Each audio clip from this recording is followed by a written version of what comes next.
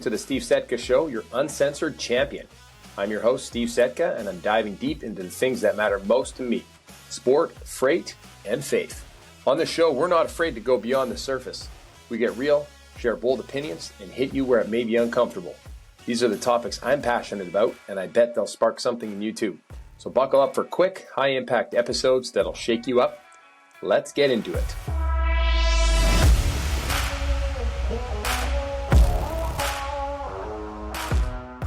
Welcome back to the show. I don't even know what episode we're on now, but we're continuing to roll here. And this is an off-the-cuff episode here. It depends how I release these episodes because we've had a couple guests come on recently, and there's some batched content that's ready to come out pretty soon, which I'm very excited about. But in the meantime, we're going to leave that here for a bit while I do some editing, some cutting, and some different work to be done in order to get that guest component to the podcast moving, which is very exciting. Talk about entrepreneurship, talk about faith, talk about business, talk about sports. It's gonna be great. I'm very excited. As per usual, team, we are back here. I'm the uncensored champion, Steve Setka, and we're gonna ruffle some feathers today, okay? This is an off-the-cuff episode recorded at 11:45 p.m. Central Time in Winnipeg, in Canada, okay? So this is on February 1st. It's almost the end of the day. I stayed up well past my bedtime in order to follow this developing news story that is coming out of Canada and the US these days. We're going to frame this news story based on a verse, as we always do. And you know what? This show should probably be renamed the Book of Romans, because the Book of Romans is where I find a lot of wisdom so far. 3 to 4 episodes have a Bible verse from the Book of Romans as the framing and the contextualization for the episode. Today's episode is exciting. It's controversial.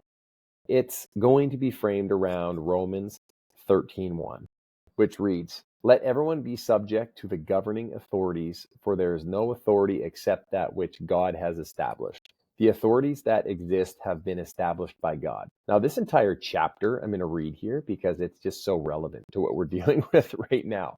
Verse 2 there. "Consequently, whoever rebels against the authority is rebelling against what God has instituted, and those who will do so will bring judgment on themselves. For rulers hold no terror for those who do right, but for those who do wrong. Do what you want to be free from fear of the one in authority, then do what is right and you will be commended. For the one in authority is God's servant for your good. But if you do wrong, be afraid, for rulers do not bear the sword for no reason. They are God's servants, agents of wrath, to bring punishment on the wrongdoer. Therefore, it is necessary to submit to the authorities, not only because of possible punishment, but also as a matter of conscience. This is also why you pay taxes, for the authorities are God's servants who give their full time to governing. Give to everyone what you owe them. If you owe taxes, pay taxes. If revenue, then revenue. If respect, then respect. If honor, then honor." That is Romans 13:1-7, actually. And there's no better time to talk about this, I believe, than now. We know as Christians that the Bible creates a frame and a reference for governance in general, okay? God is the ultimate governing body. God places government in power. Our system of government in Canada and the US is developed around a Christian idea, okay? So government has those perspectives at its core. Now, we don't necessarily live in a Christian nation anymore. Is Canada and the US still considered a Christian nation? You could argue yes, or you could argue no. Have we veered away from what faith is in our government? I believe so. That's a discussion that could be happening on another show, and we could talk about what that means to people in our country specifically. But what I want to get into today is the idea of government interfering in our life currently with tariffs. Trump tariffs that have been threatened for years now in his campaign that are coming to fruition today on February 1st. Now, these tariffs have been signed into an executive order by President Donald Trump, who just got inaugurated 11 days ago now, and have been retaliated on by the Canadian government as of an hour or two ago, which is interesting and very exciting. Now, I want to go back to the Bible. It says, what does the Bible say about government? I found this on Crossroads Church website. I see four fundamental truths: that one, God is government; two, all government comes with a cost; three, Jesus is the only party offering what we really need; and four, until he comes again, we work, we submit, and we hope. It's fascinating what we are going through these days in the Western world, in North America, in the world in general, with how we are living our lives. Okay. Now, bringing this back to the Trump tariffs that have come into play.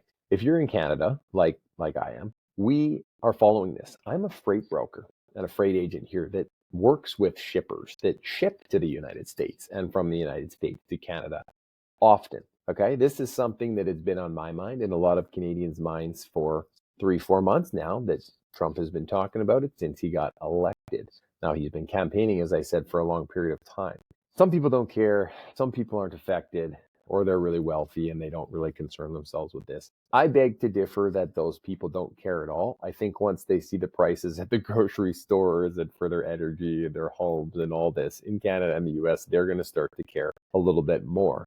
These tariffs came into play, 25% for general goods going to the United States from Canada and Mexico as well. But we're focusing on the Canadian landscape here, and 10% for energy exports. A couple notes here to reference from the brief from the White House today. For the purposes of minimizing negative effects in the illicit drug and human trafficking and immigration systems, this is why these tariffs are coming into play. Now, I'm not arguing this. This is what the White House is saying. Okay. The tariffs have a clause based on a retaliatory action and can increase if Canada enacts our own export tariffs. Okay. The order goes into place on February 4th at 12:01, which is Tuesday, but it was signed on February 1st, which is today. It's in play until further action is taken without a current deadline. That's based on the HF tariff classification code, which my friends in freight and logistics and customs would understand quite well. And if you're in the import and export game, so there's classification systems that go into how tariffs are relayed or how they're assessed, right? Typically, Canada and the US have a free trade agreement, which is called CUSMA in Canada, or USMCA, depending on where you are. We changed the name. We put our own country first, but it stands for the United States, Mexico, Canada Free Trade Agreement, which was formerly NAFTA prior to 2020, I believe it was. Someone will correct me in the show notes if that's wrong. But there was this new agreement that came into play in Trump 1.0. I'll have to look into that a little bit more to see the exact date. But that was about 4, 5, 6 years ago that changed, okay? Restructured it for the benefit, I believe, of the American government and their people, okay? Percentages are based above and beyond already existing tariffs, which are not covered under the CUSMA and USMCA free trade agreement. Any previous orders and or exemptions and amendments are now deemed terminated. And once Canada has been deemed by the United States to have alleviated the issues of drug trafficking, human trafficking, and illegal immigration, the order may be reconsidered and redacted. And the last point I want to make from this brief is that enforcement by all authorities and departments in the United States responsible for this are expected to occur. Okay. So I put out a post on LinkedIn asking people what they think about it. I haven't had a lot of reaction. I don't think a lot of people are aware of, well, not aware of this yet. They will be in the next couple of days, but it hasn't gotten a lot of traction since it's only a couple days old. Now, what I want to get into here on this issue per se is, let's take it back a step and look at why. Okay. I may be a little bit biased and this might be a little bit unpopular, but I understand the argument that Trump and the supporters of these tariffs are making. Okay. The goal is that whatever the number of people who are negatively affected by illicit drugs, illegal immigration, and human trafficking on the northern border is significant enough for this to be active. Okay.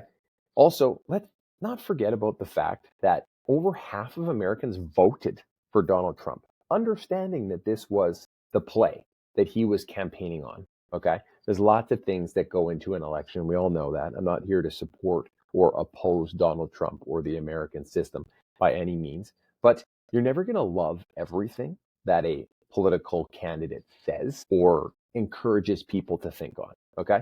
So let's not get all twisted about the fact that, oh, half of Americans want this. No, in reality, the majority of Americans oppose these tariffs. Okay. This is going to make life difficult for Canadians.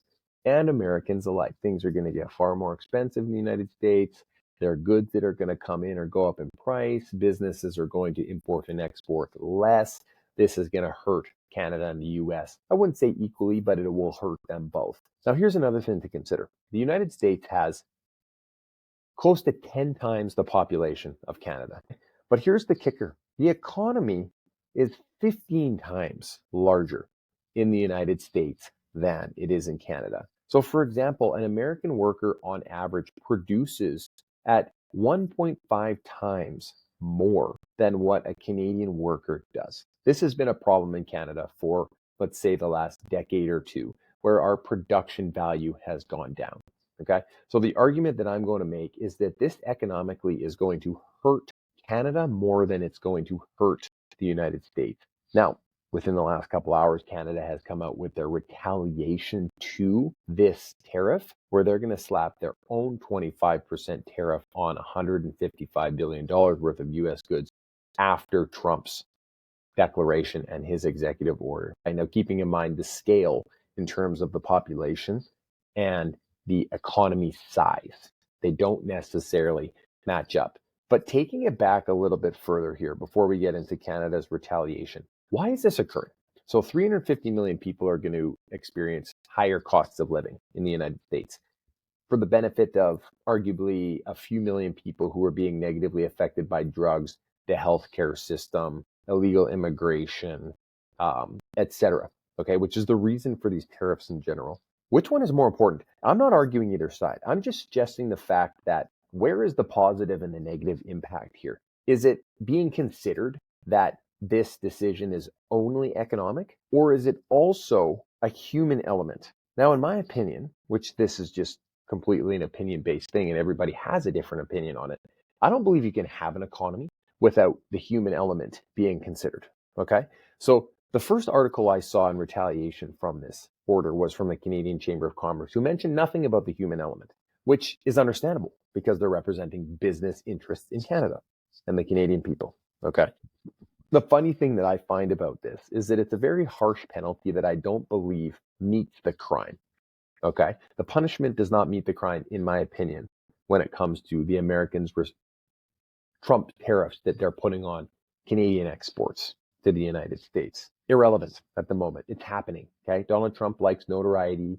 He likes to be floundered and he likes flourishment and he likes to hit that big red button and make a splash. And this is exactly what he's doing. So Canada has retaliated with their own tariffs that are coming into play in a step or phased process. 25% tariffs on a variety of American goods that are going from the United States to Canada, mostly consumables, some retail goods to start. Minimal. Phase 2, which is 21 days away from today, after a public commentary period, because remember, our parliament currently in Canada is prorogued, meaning they're not changing a whole lot of what's going on. No legislation is occurring in the House of Commons, but the government is still working and operating, although our prime minister stepped down and resigned a couple weeks ago, and we're waiting for a new prime minister based on the leadership rates of the Liberal Party, which is a whole different discussion at the moment. But it's relevant because our government is weaker than it typically would be because they're not around as much. It's plain and simple, just like that. Okay. So the second phase after 21 days includes larger American imports such as vehicles, boats, trucks, Whole Foods products, etc. Okay, which is significant. Oh, and don't forget about the all options are on the table option that the Canadians talk about regularly. Now, one of the big concerns and issues we have in Canada is that our interprovincial trade is also hot garbage as well, and we can't even trade within our province as well. So, I don't have a lot of faith in how the Canadian government operates in terms of international trade. Okay. So who is winning and who's losing here? I believe that Canada has it worse because our population is smaller and our economic output is far less than what the Americans do. Okay. Now, this is not a discussion where would I rather live, Canada or the US. This is just my opinion on what is occurring in this trade negotiation, if you want to call it that in quotation marks. It wasn't really a negotiation because it was more of a heavy-handed approach to something that we don't believe is as big of an issue as devastating the entire North American population. with these tariffs that were formerly not in place with the free trade agreement. Okay. Some notes in terms of protecting the Canadian interests on these tariffs would include that the fact that Canada says that less than 1% of legal drugs that cross into the United States come from Canada. Now, my question is, who knows how accurate that is? If so, these tariffs are punishment that, in my opinion, doesn't meet the crime. Okay. All Canadians will be affected by this. Jobs on both sides are going to be affected. A couple more facts here. $2.5 billion of daily goods cross over the Canadian-US border every day. Canada has a trade surplus, in fact, in manufacturing with the US, which is the largest of their big five biggest trading partners in America, which benefits us for sure. In December 2024, Canada announced enhanced border measures. The supports for the Canadian economy are in place. And the last point I want to mention is the plan is backed by an investment of $1.3 billion and built around 5 pillars, which are detecting and disrupting fentanyl trade, introducing significant new tools for law enforcement, enhancing operational coordination, increasing information sharing, and minimizing unnecessary border volumes. Okay. Now remember, nothing in this world is equal. So we're not going to get equal justice to the Americans in terms of putting a retaliatory tariff in place. Okay. Now also remember, human element not even necessarily considered in a lot of these articles talking about this trade war or these disputes that are occurring. Now, a couple hours ago when this first started to come out, Casey and I were talking, and I said, this is my opinion. I got to talk about this on the podcast, and I'm going to go and I'm going to do an episode on this later tonight. Okay. So it brings up the argument of the train tracks of where do you go, to the left or to the right? Now, people may not know this reference, but there's a reference out there where a train is traveling down tracks and it goes left and it kills 2 or 3 children, or it goes right and it kills 30 adults. Now, which, in terms of an ethical discussion, is the more or less ethical way to go? Left, killing children at a lesser volume, or right, killing a larger amount of adults? Okay. Now, there isn't no right or wrong answer, but it's a debate that people have had for a long time about what do you do and what creates the least harm in general. Okay. What I believe the White House is doing is that they're harming 350 million people to benefit indirectly 5 to 10 million who are affected by this dilemma of why the tariffs come into play, which is the border, illegal drugs, human trafficking, and immigration issues. Now, is it a big problem in Canada? Not as much as in Mexico and the southern border, but that's the other side of the border that doesn't really affect Canada as much. And that is definitely up for debate on how you feel about that. Okay. This may be a very unpopular topic, but I think the problem that we're seeing here is a disconnect between the economy and human element. The first priority of a government in a country is to protect its people and defend the nation. Now, you do that with borders, you do that with enforcement, you do that with policy, and government has a lot to do with that. Okay. So this brief is fascinating. It's interesting going either way. I think there's a lot of inconsistencies, and I'm not justifying one side or the other, but I'm saying, like, where are we as a society where we have to put heavy-handed approaches on this? And I'm not pointing the finger at one person or one organization or government, but like, whatever happened to relationships that are built where people can collaborate together and to discuss and talk about a solution rather than putting something on by force? Okay. We know Donald Trump does that, right? I think people need to care a little bit more about this, and they need to understand what is going on in our country. Pierre Poilievre recently said, politics is not a it's not a spectator sport. Okay. It's a participation sport. And if you're not going to participate in it, you're going to have to suffer from the consequences that come out of the decisions from the people who do. 5 to 6 years ago, I didn't care about politics at all. I didn't own a business. Now I do. Now I work in this industry. I see how transportation works and how it affects my life, and I am getting more involved in it. Okay. What I believe specifically might be unpopular. I think migration and immigration needs to be controlled. It needs to be legal. There needs to be a connection between the drug problem, the human problem, and the immigration problem so that the economy can work effectively. You can't have an economy that thrives without a great population of individuals and peoples and communities. Okay, this is my opinion. Massive immigration numbers in Canada, I believe, have been an issue for a lengthy period of time, notably over the last 3, 4, 5 years, which are actually coming down based on recent policy changes that have come into play because it's been unsustainable. Again, this is my opinion. I am arguing for more controlled immigration rather than mass immigration. Okay. Should Canada retaliate on the front of the tariffs and discuss an alternative option? Maybe yes, maybe no. I think we need to because we need to protect Canadian interests, but it's not necessarily my decision to make. With all that being said, what are your thoughts on this? Where do we go from here? And what do we need to do as Canadians and Americans to alleviate these issues? Okay.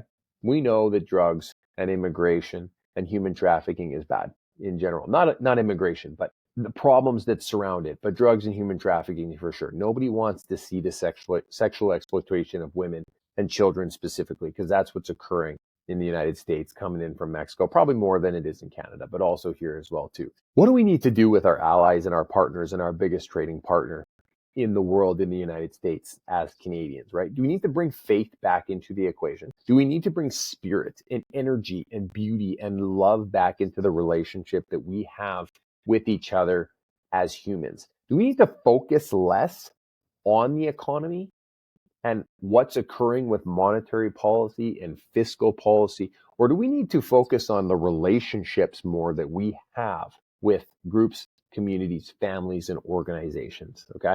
This is up for debate. This is the discussion that we should be having in both of our countries. And I'm starting it right here and right now. The Steve Setka Show is about being an uncensored champion. Okay. I am not the only one who's uncensored and not the only champion. The listeners of this show should also be uncensored and champions. What do you believe in? Where should we go from here? What are you going to do as an individual and a community member to make this better?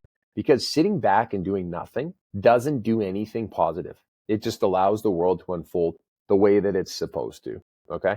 That's ridiculous. We need to participate and be involved in making this world a better place. I hear people all the time saying, I want to make the world a better place. Well, you know what? Here's a great opportunity to start. All right. I'm in on it. Let's make it happen. It is so beautiful. Let's create great government so that we can live as a healthy and a happy and a prosperous nation and a world.